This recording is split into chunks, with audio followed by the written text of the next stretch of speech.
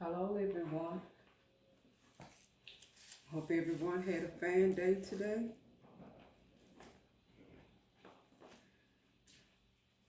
So, today I'm getting ready to read Acts chapter 9, 1 through 43, and also chapter 10, 1 through, excuse me, 1 through 48.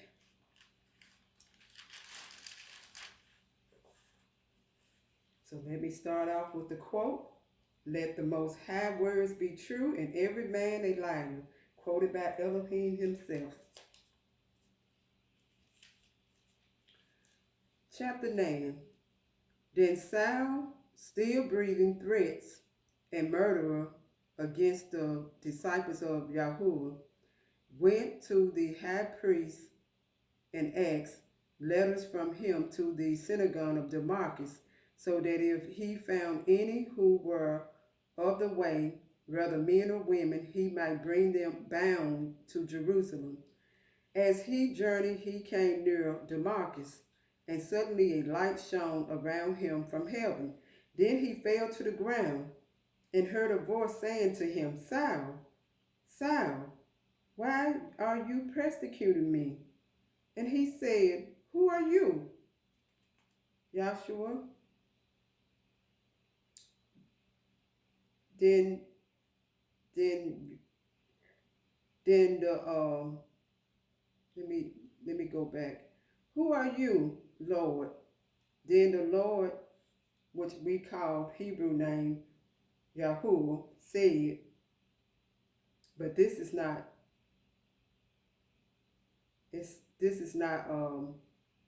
Yahuwah talking though. The Lord is talking now. That's why it's important to get one of those Bibles if you can get a hold of one. I just haven't been able to get a hold of one. Who are you, Joshua?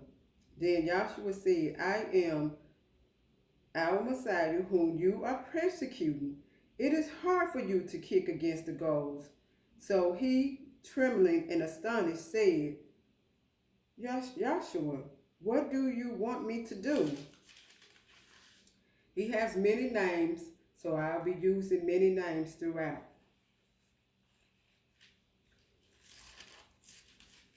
Then Joshua said to him, Arise and go into the city, and you will be told what you must do. Then the men who sojourned, then the men who journeyed, the men who journeyed with him stood speechless, hearing a voice, but seeing no one. That's how it is when the Ruach Kadesh talk to you. You'll look around, you'll hear the voice, but you see no one.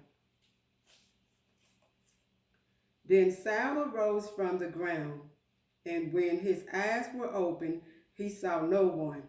But they led him by the hand and brought him into Damascus. And he was 3 days without sight, and neither ate nor drank. Now there was a certain disciple at Damascus named Ananias, and to him our Messiah said in a vision, Ananias. And he said, Here I am, Joshua. So Joshua said to him, Arise and go to the street called Straight, and inquired at the house of Judas for one called Saul of Tarsus. For behold, he is praying, and in a vision he has seen a man named Ananias coming in and putting his hand on him, so that he might receive his sight. Then Ananias answered, Joshua, I have heard from many about this man, how much harm he has done to your saints in Jerusalem. And here he has authority from the chief priests to ban all who call on your name. But our Messiah said to him, Go, for he is a chosen vessel of man to bear my name before Gentiles kings and the children of Israel, for I will show him how many things he must suffer for my name's sake. So keep in mind, people have been suffering for his name's sake, for the Messiah's name's sake, and for our Yahuwah's name's sake. So we all been suffering. Um, People attack me a lot, not because I always know that they weren't attacking me, they were attacking the Most High in me. That's who they were attacking. It's I never took it personal. I did at one time when I was in Baptizes, and I'm like, why are they constantly attacking me? But then I started reading in the Bible, and he was letting us know that they ain't attacking you, they attacking me, the me that the Messiah and Yahuwah that's in you. That's what they're attacking. And once I read that, that was it. I'm like, I get it now, and I got it. They're attacking the Most High in me and the Messiah in me. That's who they're attacking and don't like. Now, when I was out in the world, it was a different story. A lot of people like me. But as I started drawing closer and nearer to the Most High, that's when I noticed a change, like somebody turned a switch on, and things started to change for me then. And that's a good change.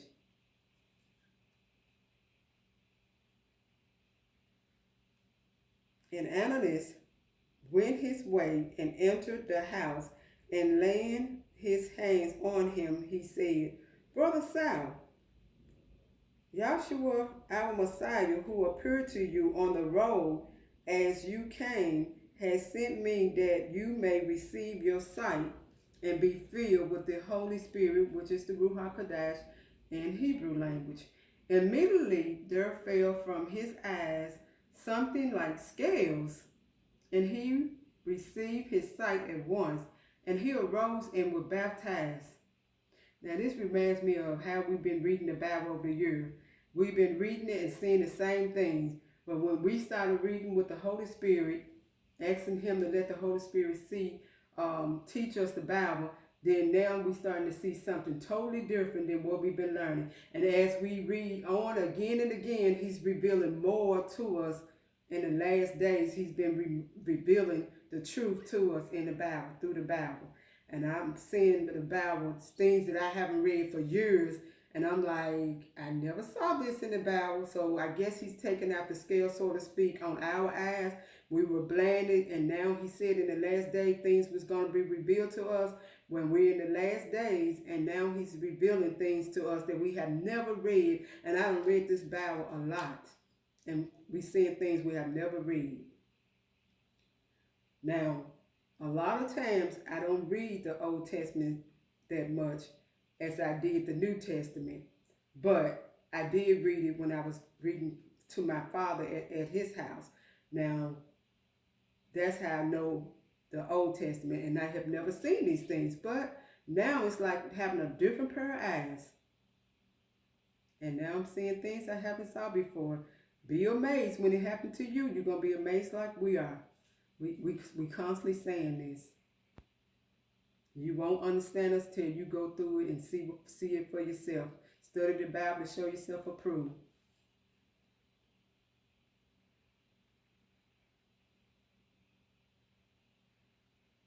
And he received his sight at once, and he arose and was baptized. So when he had received food, he was strengthened.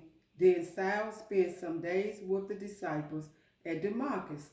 Immediately he preached Hamashiach in the synagogues that he is the son of Elohim. Then all who heard were amazed and said, Is this not he who destroyed those who called on his name in Jerusalem, and has come here for that purpose, so that he may bring them bound to the chief priests? They thought he was coming there for that purpose today. I can see why. But Saul increased all the more in strength and confounded the Jews who dwelt in Damascus, providing that this Messiah is the Hamashiach. Now after many days were passed, The Jews plotted to kill him. Oh my goodness. They plotted to kill the Messiah. Now they on to plotting to kill Saul. And these supposed to be the good people, you all. Keep that in mind. They supposed to know these people. But hey. Now after many days were passed, the Jews plotted to kill him. But their plot became known to Saul, and they watched the gates day and night to kill him. Then the disciples took him by night and let him down through the wall in a large basket. I can imagine how big that basket was to let him down. And when Saul had come to Jerusalem, he tried to join the disciples, but they were all afraid of him, and good reason, and did not believe that he was a disciple. But Barnabas took him and brought him to the apostles, and he declared to them how he had seen Yahshua on the road, and that he had spoken to him, and how he had preached boldly at Damascus in the name of our Messiah. So he was with them at Jerusalem, coming in and going out, and he spoke boldly in the name of Yahshua, our Messiah, and disputed against the Hellenists, but they attempted to kill him. So I'm assuming that we're going to have to go with the Hellenists, meaning the evil ones, the mean spirit people that hate the name and the calling on the name of our Messiah, because they didn't believe that there was our Messiah, because he came arriving on a donkey.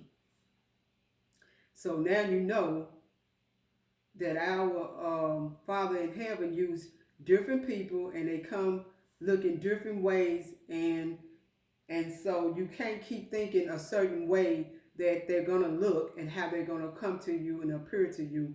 He used different people at different times, which is a good thing, because people are always judging, and you can judge wrong now. So take that man-can way of thinking out of your minds, because he doesn't use who you think he would use. So keep that in mind. All right? But they attempt to kill him. When the brethren found out, they brought him down to Caesarea, and sent him out to Tarsus. Then the churches throughout all Judea, Galilee, and Samaria had peace, and were edified, and walking in the fear of Yahshua, in this case, in the fear of Yahuwah, and in the comfort of the Holy Spirit, which is the Ruach Kodesh, they were multiplied. Now it came to pass, as Peter went through all parts of the country, that he also came down to the saints who dwelled in Lydia. There he found a certain man named Ananias, Aeneas. Sorry, I can't pronounce it. Ananias, who had been bedridden 8 years and was paralyzed. And Peter said to him, Ananias, our Messiah, the Hamashiach, heals you. Arise and make your bed. Then he arose immediately. So all who dwelt at Lydia and Sharon saw him and turned to Yahuwah. At Joppa, there was a certain disciple named Tabitha.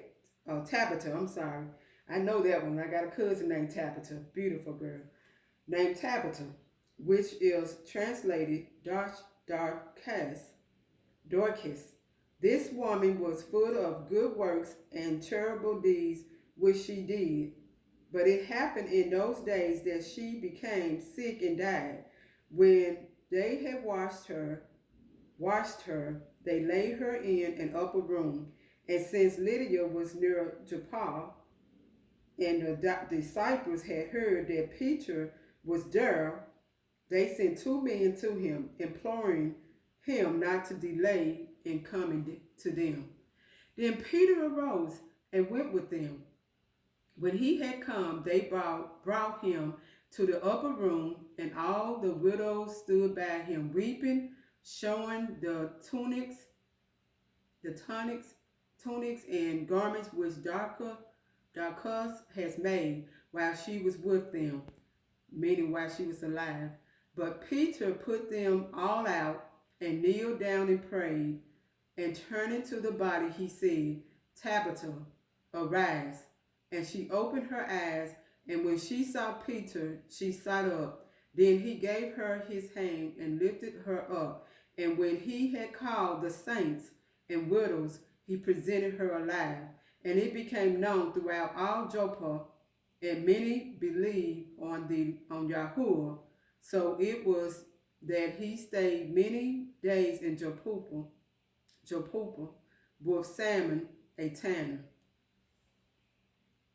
So don't be surprised who he used, because I'm even surprised he used me in this way.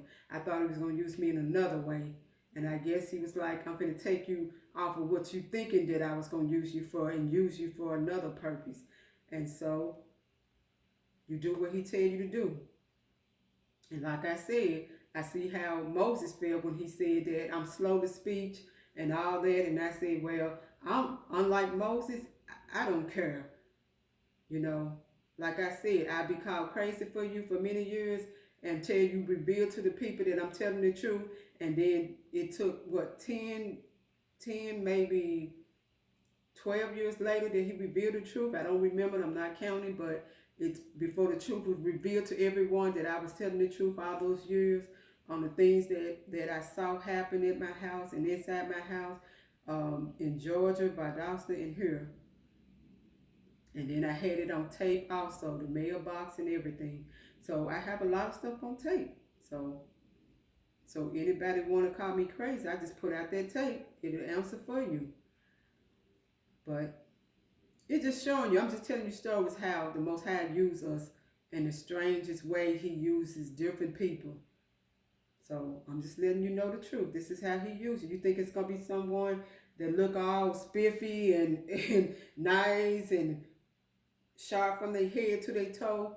Well, you're going to be amazed. He doesn't work like that. Chapter 10. There was a certain man in Caesarea called Cornelius, a centurion of what was called the Italian regiment, a devout man and one who feared Elohim with all his household, who gave alms generously to the people and prayed to Elohim always. About the ninth hour of the day, he saw clearly in a vision an angel of Elohim coming in and saying to him, Cornelius. And when he observed him, he was afraid and said, What is it, little Lord? So he said to him, Your prayers and your aims have come up for a memorial before Elohim. Now send Gentiles. Now let me make sure I didn't skip a page. Yes, I did. I'm glad I checked it out. Now send men to Joppa and send for Simon, whose surname is Peter. He is lodging with Simon, a tanner, whose house is by the sea. He will tell you what you must do. And when the angels who spoke to him had departed, Cornelius called two of his household servants and a devout soldier from among those who waited on him continually. So when he had explained all these things to them, he sent them to Joppa. The next day, as they went on their journey and drew near the city, Peter went up on the housetop to pray about the 6th hour. Okay, you'll probably never see me on this housetop praying, but the housetop were easier to get to back then, the way this stuff is made over there, by us being in visiting Pharaoh land, we got to see that they got ways where you can climb up the stairs to get to the roof. We was on top of a roof over there, so we got to see it personally how they were living back then, which I thought was pretty cool and amazing. But yeah, the next day, wait, I think I jump ahead. Let me go back up a little to make sure I didn't leave anything out. Okay. Housetop to pray. Okay. Then he became very hungry and wanted to eat.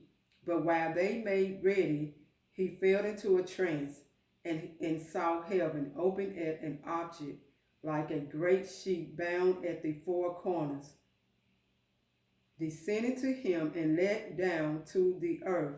And it were all kinds of four-footed animals of the earth, wild beasts, creeping things, and birds of the earth. And a voice came to him, Rise, Peter, kill and eat. But Peter said, and his voice is in red, so that means it was our Messiah talking to him. But Peter said, Not so, Joshua. Not so, Joshua, for I have never eaten anything common or unclean. And that's how it used to be back then.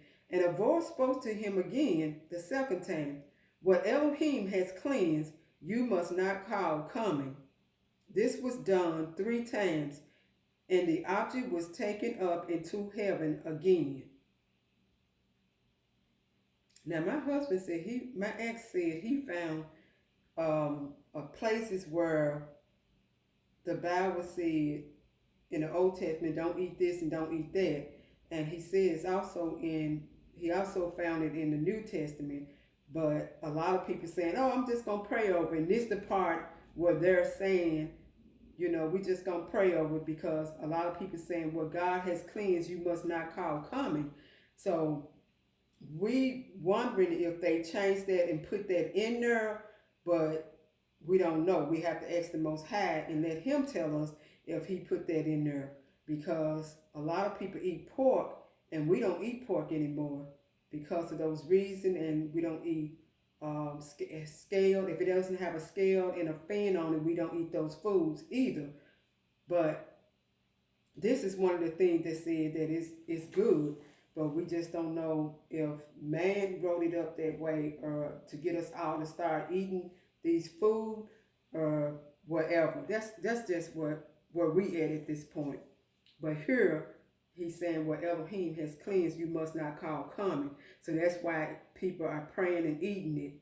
But I figure if it's giving me high blood pressure, I'm not eating it. So I stopped. And that's another reason why I stopped. If it's going to give me high blood pressure, something I don't need, I'm not doing it, because I don't want to get on high blood pressure medicine the rest of my life. So I choose to go back to the old school way of doing it and not eating it. But now if it's something like the meat that he said, the birds of the air, and something like that, he's saying to kill and eat, that's a different story. But maybe he just wanted him to eat that one time. I don't know. Ask the Most High what does he think. Now, don't try to do what I'm doing. Oh, you can if you don't want to have her blood pressure and be on that meds. But keep in mind, I'm letting you know, the Most High is saying this. So if you want to know if man put it there, ask him. He'll tell you. He'll reveal it to you. Now, while Peter wondered within himself what this vision which he had seen meant, behold, the men who had been sent from Cornelius had made inquiry for Simon's house and stood before the gate. And they called and asked whether Simon, whose surnames was Peter, was lodging there.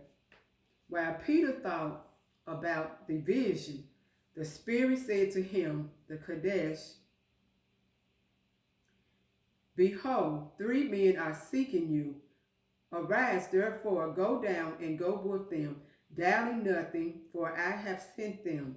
Then Peter went down to the men who had been sent to him from Cornelius, and said, Yes, I am he whom you seek. For what reason have you come? It's what he asking him. And they said, Cornelius, the centurion, a just man, one who fears Elohim and has a good reputation among all the nation of the Jews, was divinely instructed by an holy angel to summon you to his house and to hear words from you. Then he invited them in and lodged them. On the next day, Peter went away with them, and some brethren from Joppa accompanied him. And the following day they entered Caesarea. Now Cornelius was waiting for them and had called together his relatives and close friends. As Peter was coming in, Cornelius met him and fell down at his feet and worshiped him. But Peter lifted him up, saying, Stand up. I myself am also a man. So he letting you know you didn't got to bow down to no man like you do a king, or, a king's subject, in which none of our people should bow down to a king, because we're saints and we shouldn't be doing it. And as he talked with him, he went in and found many who had come together. Then he said to them, You know how unlawful it is for a Jewish man to keep company with or go to one of another nation. So he was saying that this was forbidden. You know how unlawful it is for a Jewish man to keep company with or go to one of another nation. But Elohim has shown me that I should not call any man common or unclean. Now, we'll have to ask the Most High, is this true? Because if this was his law at one time, it could be they put this in there, or it could be when the Messiah died and became a sin for us all, he did change now. And that's why he's trying to teach us the new changes that he made. Should not call any man common or unclean. Therefore, but like I said, go to him in prayer and ask him. Therefore, I came without objection as soon as I was sent for. I asked then, For what reason have you sent for me? So Cornelius said, 4 days ago I was fasting until this hour, and at the ninth hour I prayed in my house, and behold, a man stood before me in bright clothing and said, Cornelius, your prayer has been heard, and your aims are remembered in the sight of Elohim. Send therefore to Joppa and call Simon here, whose surname is Peter. He is lodging in the house of Simon, a tanner by the sea. When he comes, he will speak to you. So I sent to you immediately, and you have done well to come. Now therefore we are all present before Elohim to hear all the things commanded you by Elohim. Then Peter opened his mouth and said, In truth, I perceive that Elohim shows no partiality, but in every nation, whoever fears him and works righteousness is accepted by him. So yeah, he has changed in this point at this time. The word which Elohim sent to the children of Israel, preaching peace through our Messiah Hamashiach, he is Yahshua. He is Yahshua of all. That word which was proclaimed throughout all Judea and began from Galilee after the baptism which John preached, how Elohim anointed our Messiah of Nazareth with the Holy Spirit and with power, who went about doing good and healing all who were oppressed by the devil. For Elohim was with him, and we are witnesses of all things which he did both in the land of the Jews and in Jerusalem, whom they killed by hanging on a tree. There's that hanging on a tree again, you all. Him, Elohim, raised up on the third day and showed him openly, not to all the people, but to witnesses chosen chosen before it by Elohim. Chosen before by Elohim is what it says. Even to us who ate and drank with him after he arose from the dead, and he commanded us to preach to the people and to testify that it is he who was ordained by Elohim to be judge of the living and the dead. To him all the prophets witness that through his name whoever believes in him will receive remission of sins.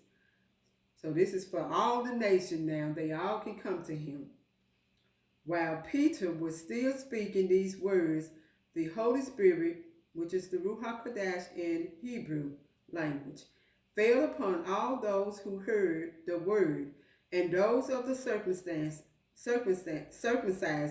I'm saying it wrong, and those of the circumcision who believed were astonished, as many as came with Peter, because the gift of the Holy Spirit had been poured out on the Gentiles also.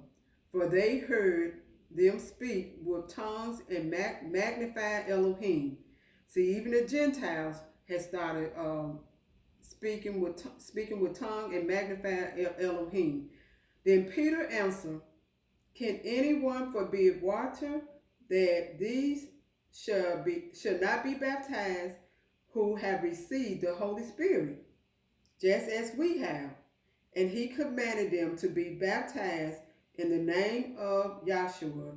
Then they asked him to stay a few days. The end.